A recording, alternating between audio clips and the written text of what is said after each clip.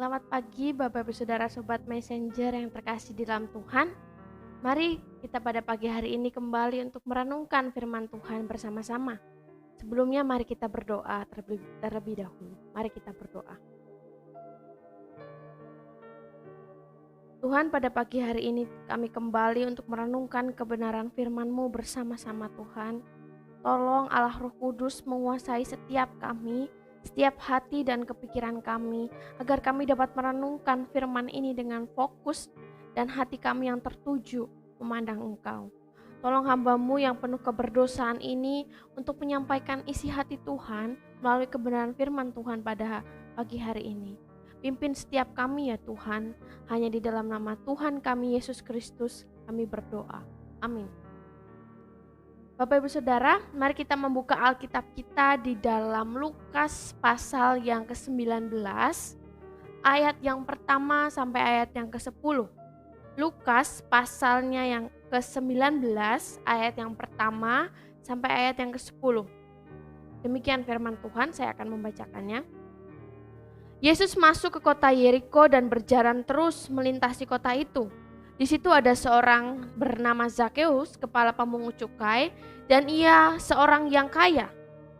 Ia berusaha untuk melihat orang apakah Yesus itu, tetapi ia tidak berhasil karena orang banyak, sebab badannya pendek.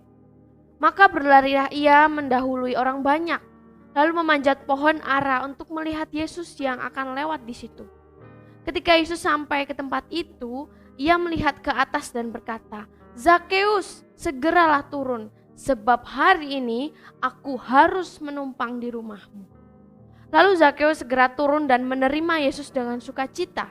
Tetapi semua orang yang melihat hal itu bersungut-sungut katanya, "Ia menumpang di rumah orang berdosa."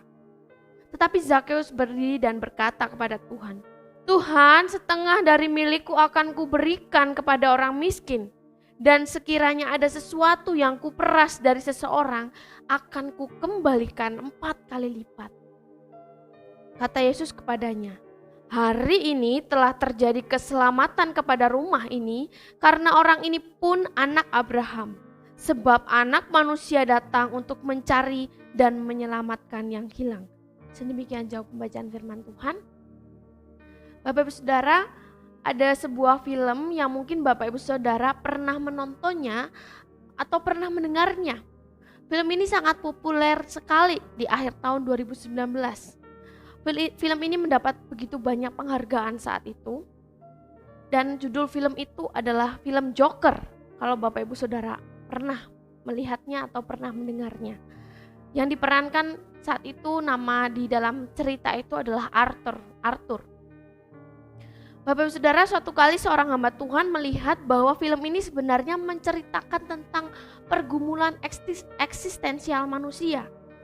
Kalau kita melihat segala kejahatan di dalam cerita itu, Joker itu adalah peran yang jahat. Kejahatan yang Joker lakukan di dalam film itu tuh ada latar belakang di baliknya Bapak Ibu Saudara. Saat Joker itu berkata di dalam filmnya, ada sebuah kalimat yang dia katakan, kalau saya terjemahkan dalam bahasa Indonesia yang bebas, "Sepanjang hidup saya tidak tahu jika saya benar-benar ada,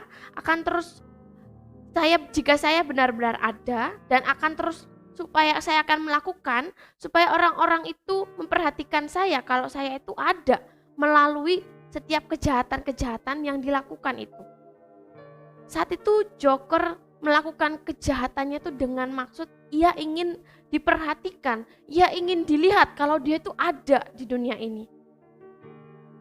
Dan dia saat itu juga sedang mencari jati dirinya saat itu. Bapak Saudara, saat itu sebelum dia melakukan hal itu, ada hal yang terjadi. Saat itu dia saat sebelum dia melakukan hal yang jahat itu, ia mencari seorang ayahnya. Dia mencari kemana-mana ayahnya dan saat itu ia menemukan ayahnya. Dan akhirnya dia dapat bertemu dengan ayahnya yang saat itu adalah seorang kepala pemerintahan di sebuah kota. Pada saat itu dia bertemu ayahnya, berbincang, dan si Arthur ini, Joker ini, dia mengatakan kepada ayahnya, "Saya tidak ingin apapun darimu. Yang saya inginkan, sedikit kehangatan, sedikit pelukan, dan sedikit kesopanan. Bapak Ibu Saudara, saat itu respon ayahnya malah memukul wajah Arthur saat itu. Dan saat itu juga menjadi puncak kepahitan hati Arthur. Dan saat itu dia menutupi wajahnya dengan make up atau dandanan yang menunjukkan wajah tersenyum, tapi dengan sangat mengerikan. Dan itu adalah bekas pukulan ayahnya sendiri. Dia tutupi itu dengan sebuah makna, dia itu tersenyum dengan sebuah make up itu yang mengerikan. Dan saat itu tampak sekali Bapak Ibu Saudara, Joker saat itu ada di dalam perasaan yang tertolak. Dia ditolak oleh ayahnya. Bapak Saudara, inilah masalah eksistensial manusia. Manusia mengejar penerimaan, manusia mengejar pengakuan, manusia butuh diakui, manusia butuh dihormati, manusia butuh perasaan aman, manusia butuh perasaan cinta, manusia butuh kehangatan. Namun Bapak Ibu Saudara, ketika itu tidak didapatkan oleh manusia, manusia berusaha mengejarnya atau mungkin menutupinya. Entah itu dengan kekayaan finansial, dengan banyaknya mungkin relasi, pelampiasan seksual, intelektual, emosional, atau bahkan secara spiritual, manusia menggunakan itu untuk mengejar atau menutupi kerapuhan pada dirinya, kekosongan yang ada dalam dirinya. Seperti yang dilakukan oleh Joker. Bapak Saudara, ini juga yang terjadi di dalam diri Zakheus, orang Yeriko. Mari kita melihat latar belakang Zakheus ini. Yang pertama, nama Zakheus di dalam bahasa aslinya itu memiliki makna, yaitu orang benar. Ini kemungkinan besar orang tuanya ketika ia memberikan nama, berharap melalui namanya ini dia menjadi seorang orang benar nantinya. Tapi faktanya di dalam Alkitab, dia tidak menunjukkan hal itu. Dia malah menjadi seorang pemungut cukai yang saat itu menjadi profesi yang tidak diinginkan orang. Buruk, memiliki label yang buruk di antara masyarakat. Dan saat itu juga Zakheus gagal memenuhi harapan orang tuanya. Hal yang kedua, Zakheus memiliki tubuh yang berbeda dari teman-temannya pada umumnya. Kalau kita baca dengan teliti, penampilannya berbeda, dia begitu pendek. Dan pasti membuat dia sulit ketika dia harus bergaul atau bekerja seperti orang pada umumnya. Bahkan mungkin diejek orang. Disinilah tampak bahwa saat itu Zakheus jadi orang yang tertolak di antara masyarakat. Bahkan mungkin rekan-rekannya. Bapak Ibu Saudara, seringkali respon atau pelarian orang-orang yang tertolak adalah dia mengasihani diri atau dia membuktikan dirinya. Kalau kita lihat dalam bagian ini, Zakheus memilih untuk membuktikan diri.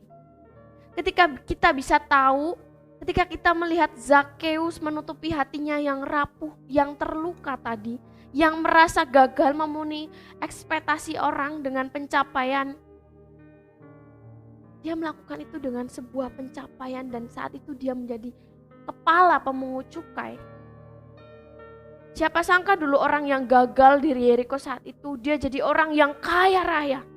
Dia jadi kepala pemungut cukai yang paling berhasil di kota itu. Dia membuktikan dirinya dengan pencapaian sebagai pemungut cukai. Dia juga saat itu membalas orang-orang yang sangat mengejek dia, mungkin yang menolak dia, dengan Zakheus memeras mereka. Dia bisa melakukan apa saja saat itu karena dia adalah kepala pemungut cukai. Bapak Saudara, bukankah ini juga seolah-olah cerminan diri kita manusia? Bukankah kita juga adalah orang-orang yang pernah merasakan kesepian, orang-orang yang pernah merasakan sakit hati, haus penerimaan, orang yang pernah gagal?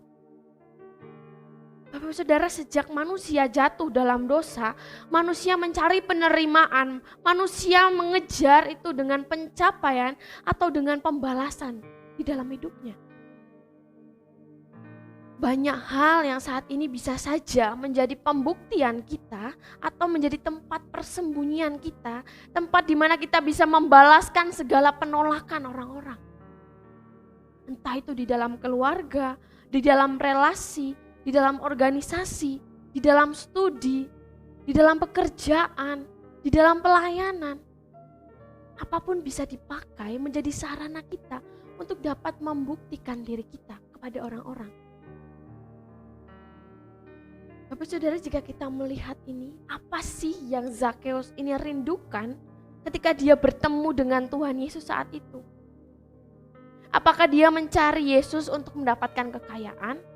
Oh, tidak mungkin pasti, karena dia adalah orang yang kaya raya. Apakah dia mendapat ketenaran? Tidak mungkin, karena dia sangat terkenal. Atau apakah dia menginginkan mujizat Yesus supaya dia menjadi tinggi badannya dengan bisa memiliki penampilan yang baik? Tidak, Bapak Ibu Saudara. Ketika Yesus sampai di tempat itu, ia melihat ke atas dan berkata, "Zakheus, segeralah turun, sebab hari ini aku harus menumpang di rumahmu." Ada kemungkinan memang Zakheus terkenal, atau kemungkinan ini adalah memang sisi Allah, supranatural Yesus yang tahu Zakheus. Namun Bapak Ibu Saudara, perkataan Yesus saat itu yang menjadi penting di sini adalah ayat ketika dia bilang, "Zakheus, segeralah turun, sebab hari ini aku harus menumpang di rumahmu." Bapak Saudara, saat itu belum pernah ada seorang rabi yang menatap dengan begitu bersahabat kepada Zakheus, berbicara kepadanya secara intens. Tidak ada seorang rabi saat itu yang pernah mengundang dia bersama dan berkata, "Segeralah turun." Tidak ada, Bapak Ibu Saudara, apalagi menumpang di rumahnya. Dan saat itu Yesus berkata, "Aku harus menumpang di rumahmu." Padahal Zakheus adalah pemungut cukai. Orang-orang yang dilabeli buruk, masuk dalam golongan yang buruk saat itu. Memiliki reputasi yang buruk, dibenci oleh masyarakat karena dia memeras uang masyarakat. Namun Yesus mau berjumpa dengan dia. Lalu saat itu Zakheus segera turun dan menerima Yesus dengan sukacita. Saat itu Zakheus telah menemukan pemenuhan dari kekosongan dirinya yang selama ini Zakheus alami. Yang selama ini dia ditolak, yang selama ini dia diacuhkan. Tapi hari itu juga dia mendapatkan penerimaan dan kasih yang sejati dari seorang rabi yang terkenal saat itu, yaitu Yesus. Bapak Saudara, Yesus tahu betul Zakheus itu punya dosa yang begitu banyak. Dan saat itu dia juga tahu dia adalah pribadi yang mengasihi Yesus. Ketika dia bertemu, dan saat itu juga Yesus sangat mengasihi Zakheus. Bapak Saudara, begitu juga dengan kita umatnya.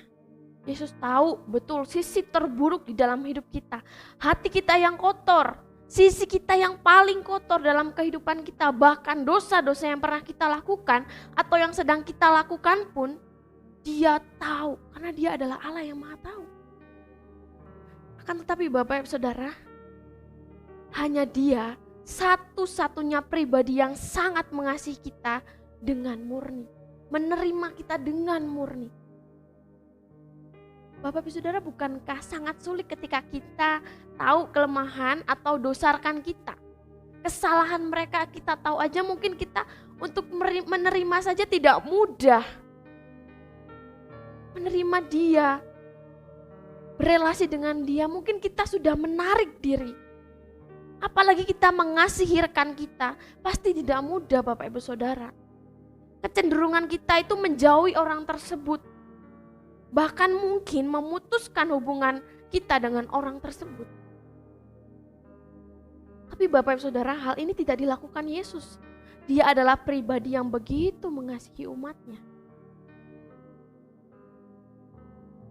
Bapak Ibu Saudara, saat momen Yesus berjumpa dengan Zakeus, banyak orang gak suka. Orang-orang di situ bersungut-sungut. Ia menumpang di rumah orang berdosa. Dan saat itu juga, Zakeus malah berkata kepada Yesus, Tuhan, setengah dari milikku akan kuberikan kepada orang miskin. Dan sekiranya ada sesuatu yang kuperas dari seseorang, akan kukembalikan 4 kali lipat. Saat itu Zakeus telah menemukan harta yang berharga. Oleh sebab itu segala kekayaannya, hartanya dia rela memberikannya untuk menyatakan apa yang dia terima. Yaitu karena dia menemukan harta yang sesungguhnya, yang begitu berharga bagi dirinya. Yesus melihat saat itu, Yesus juga berkata, hari ini telah terjadi keselamatan kepada rumah ini. Karena orang ini pun anak Abraham. Orang ini pun anak orang perjanjian. Anak perjanjian. Dan saat itu Tuhan Yesus mengatakan, sebab anak manusia datang untuk mencari dan menyelamatkan yang hilang. Dan inilah Tuhan menyatakan maksud dan tujuannya melalui ayat ini, Bapak Ibu Saudara. Lalu Bapak Ibu Saudara, apa yang kita pelajari melalui kebenaran firman Tuhan pada bagian ini? Bapak Ibu Saudara, melalui cerita Zakeus ini, Zakeus adalah contoh apa yang tidak mungkin bagi manusia, tetapi mungkin bagi Allah. Mengapa saya mengatakan demikian? Karena saat itu ketika saya membaca perikop sebelumnya, di sana tertulis ada kisah orang kaya yang sukar masuk kerajaan sorga. Dan seharusnya Zakeus saat itu juga sukar untuk mendapatkan kerajaan sorga itu. Tetapi saat itu menjadi mungkin bagi Allah. Di dalam Lukas yang pasal ke-18, kisah tentang seorang muda yang kaya, dia adalah seorang pemimpin yang berkata saat itu kepada guru atau Yesus berkata demikian, Guru, yang baik apa yang harus aku perbuat untuk memperoleh hidup yang kekal? Dia bertanya kepada Yesus dengan bangga. Yesus hanya menjawab, engkau mengetahui, engkau pasti mengetahui segala perintah Allah. Dia menjawab, semua itu telah kuturuti sejak masa mudaku, Guru. Kemudian Yesus saat itu menjawab, masih tinggal satu lagi yang harus kau lakukan. Jualah segala milikmu dan bagi-bagikanlah itu kepada orang-orang miskin, maka engkau akan beroleh harta di sorga. Kemudian datanglah kemari dan ikutlah aku. Bapak Ibu Saudara, ketika orang muda kaya ini mendengar perkataan Yesus, ia menjadi amat sedih. Sebab ia sangat kaya raya.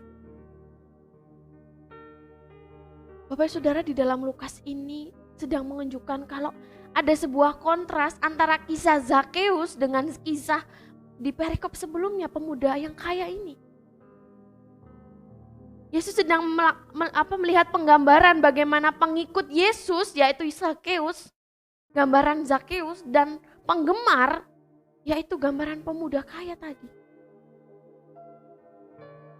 Bapak Saudara, jika seorang penggemar dalam hidupnya akan berkata, aku mampu Tuhan, aku bisa. Aku cuma butuh berkat-Mu Tuhan. Itu yang dilakukan pemuda kaya itu. Aku sudah melakukan semuanya. Aku sudah menuruti perintah Tuhan. Apa yang aku harus lakukan? Dia merasa mampu, Bapak Saudara. Tetapi kalau pengikut akan mengatakan, aku tidak mampu Tuhan, kekayaan, pencapaian, pembalasan itu pun tidak mampu. Masih ada yang kosong. Yang kubutuhkan adalah pribadimu. Di sini jelas Bapak Ibu Saudara, Zakeus tidak membutuhkan kekayaan saat itu, tidak membutuhkan pencapaian, ketenaran. Dia sudah memilikinya, tapi dia tidak butuh itu semua, Bapak Ibu Saudara. Masih ada yang kosong. Dan yang hanya dia butuhkan adalah pribadi Yesus yang mengisi kekosongan, kerapuhan dirinya. Bapak Ibu Saudara, pengikut akan mampu seperti Zakeus yang memberikan seluruh miliknya untuk kemuliaan Tuhan. Tetapi jika itu adalah seorang penggemar, dia akan seperti pemuda kaya di dalam pasal yang ke-18 tadi. Semua miliknya adalah untuk kemuliaan dirinya sendiri. Berat ketika dia harus membagikannya, menyerahkannya dan mengikut Yesus. Dia adalah seorang penggemar Yesus, bukan mengikut Kristus. Oleh sebab itu dia begitu sedih ketika Yesus mengutus pemuda itu untuk menjual semua yang dia miliki, membagikan semuanya itu kepada orang-orang. Bapak Ibu Saudara, begitu jelas firman Tuhan pada bagian ini memberikan sebuah perbedaan yang kontra sekali. Manakah itu penggemar Kristus dan manakah itu pengikut Kristus? Bapak Ibu Saudara, mari pada pagi hari ini kita bersama-sama, Bapak Ibu Saudara dan saya, mengoreksi diri kita. Ketika merenungkan bagian ini, Bapak Ibu Saudara, saya takut, Bapak Ibu Saudara. Saya takut apakah mungkin setelah sekian tahun saya menjadi orang percaya di dalam Yesus Kristus dan bahkan menyerahkan diri saya untuk menjadi seorang hamba Tuhan. Apakah di dalam diri saya menjumpai saya adalah seorang penggemar atau memang pengikut Kristus? Bapak Ibu Saudara, saya juga rindu Bapak Ibu Saudara Sobat Messenger dapat merenungkannya juga pada pagi hari ini. Di dalam aktivitas Bapak Ibu Saudara sepanjang hari ini dan bertanya, apakah diri saya adalah seorang pengikut Kristus atau hanya seorang penggemar? Bapak Ibu Saudara, kiranya Roh Kudus menolong dan memampukan kita, Bapak Ibu Saudara dan saya, untuk melakukan firman pada pagi hari ini dan melakukannya, merenungkannya setiap hari. Mari kita berdoa, Bapak Ibu Saudara. Tuhan, kami bersyukur Tuhan pada pagi hari ini untuk keindahan firman-Mu. Kami bersyukur Allah Roh Kudus mengingatkan kami betapa rapuh dan lemahnya kami, Tuhan. Kami juga bersyukur kalau Tuhan Yesus mencari kami dan menemukan kami saat ini. Kalau saat ini Tuhan di hadapan-Mu, kami mengakui Tuhan, kami tidak mampu, kami rapuh Tuhan, kami butuh Engkau, butuh kasih, butuh anugerah-Mu di dalam kehidupan kami. Dan kiranya Engkau pakai kami Tuhan. Apapun yang Engkau inginkan lakukan dalam kehidupan kami, ingatkan kami hari demi hari Tuhan. Di dalam anugerah Tuhan, untuk kami dimampukan, mendedikasikan hidup kami bagi kemuliaan Tuhan. Menjadi pengikut Kristus, bukan penggemar. Bapak, saat ini kami juga berdoa, tak jemu-jemunya kami berdoa dan memohon pada Engkau Tuhan, agar Tuhan menolong dan melindungi bangsa kami, kota kami, kerabat kami, sanak saudara kami, keluarga kami di tengah situasi pandemi COVID-19 ini Tuhan. Yang mungkin semakin mengganas. Begitu banyak orang-orang yang terinfeksi dan kehilangan keluarga yang dikasihi. Bapak, sekali lagi kami memohon dengan belas kasihan-Mu. Tolong setiap kami. Kami juga berdoa ya Tuhan untuk setiap pemerintah dan jajarannya, tenaga kesehatan dan lain sebagainya Tuhan. Yang ikut ambil bagian, yang ikut terlibat Tuhan di dalam penanganan kondisi pandemi ini Tuhan. Kiranya Tuhan yang memberkati mereka dan melindungi keluarga mereka Tuhan. Dan bagi orang-orang yang ditinggalkan, orang-orang yang dikasihi Tuhan, berikan mereka penghiburan dan kekuatan ya Tuhan.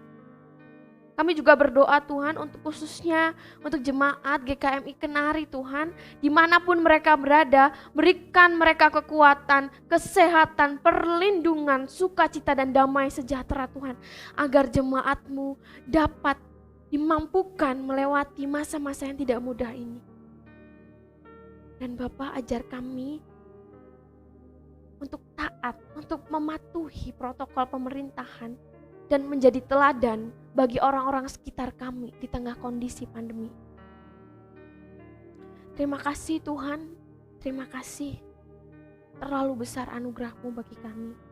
Dan nyatakanlah pertolongan-Mu bagi setiap kami ya Tuhan. Inilah doa permohonan kami yang kami panjatkan kepadamu. Hanya di dalam nama Tuhan Yesus Kristus kami berdoa dan mengucap syukur. Amin. Terima kasih Bapak Ibu Saudara Sobat Messenger. Tuhan Yesus memberkati.